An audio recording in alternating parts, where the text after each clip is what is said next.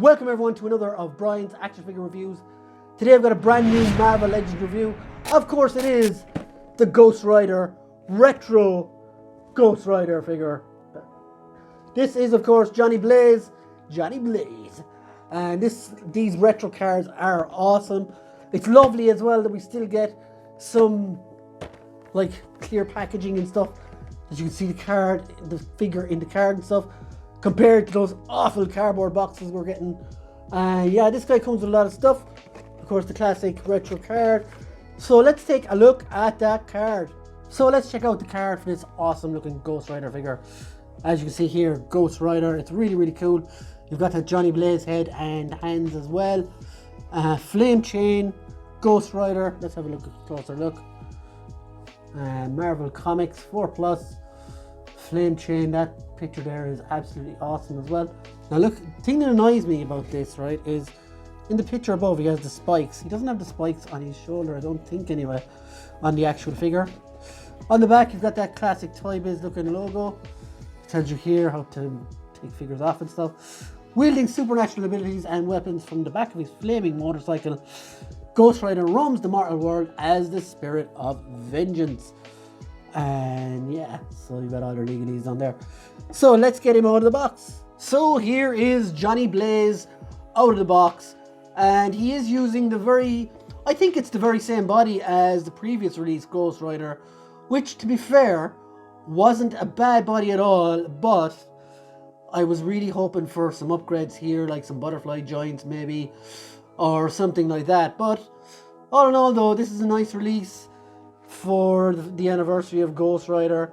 And yeah, I'm going to enjoy actually going through this, because I do have some problems and I do have some things that I really like about this figure, so it's a bit of a mixed bag if I'm going to be honest. Looking at the skull as he goes around there, I do like the kind of off-white color they used on it, which looks really scully, or I don't know, bony, but it's an interesting one. So let's get him down off the swiggamajig and go through all the accessories which he came with, which were quite plentiful actually. So let's go. So actually this Ghost Rider did come with I won't say loads of accessories, but I would say like an acceptable amount of accessories. This amount of accessories would be ideal with every figure, but it doesn't happen, so it does seem like a lot. So what he did come with was his usual fire chain, and this has been reused a number of times with previous Ghost Rider figures. You've got the little handle and stuff there, and the chain again, a bit more color. It's quite a numb grey at the bottom of it, but as you get closer, you can see the fire starts working into it, and then you've got like the opposite side is just the other chain. So that's really nice. I do like this. It's a pity like that you can, well actually they do have a chain that goes around his chest here that you can take off if you want when you remove his head. Now why would you want to remove his head, you ask? Well, that's to put this really nice accessory on it. So you actually get, for the first time I think in the line, a Johnny Blaze head, and you can see his blonde hair there kind of turning into the translucent fire. And this is a really whoop, nearly dropped it. This is a really nice idea. It's an original idea. I don't think they've done anything like this before. Maybe there's a Venom with half a symbiote head, would be comparable maybe, but I really like it. His eyes are red and everything, and you would think that would be cool if they stopped there, but they also came out with these bone hands as well, which are really cool. The kind of fiery mid-transformation hands, set of hands you do to get two of them obviously. You have the other one there, and that's a really cool idea. I do like that. And he does come with these flame effects parts that we've seen come with a billion other figures, like Pyro and Jean Grey I think had some of them, and there's a few others as well. So there is a lot of accessories. So like my one problem with the extra head was this figure comes like this. Now this articulates so his jaw does articulate, which is really cool. So if you pop this off like so, the ball joint underneath has a skeletal neck joint, which is kind of really cool. But when you pop these on, they don't match up. When you put the new head on, it doesn't kind of match with his still like skin face, but you can hide it a little bit. And there is of course a little bit of flame under there as well, if you can see it. But I do think this is a really cool look for the figure, the whole half turned into Ghost Rider.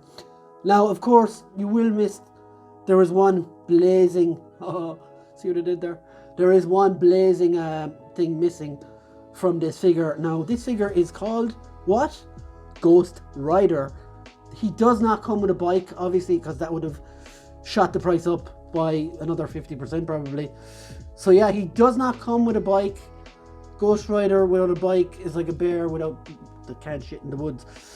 But I do have some options for him that I'm currently either not using or using for other figures. Some recommendations for you. So let's go through those now quickly before I do the articulation on the figure. So let's stand old Johnny back here. So first off, there is both these bikes are Marvel Legends bikes. They came with Legendary Riders figure. First off, if you want the kind of more sporty type, you've got this bike that came with Black Widow.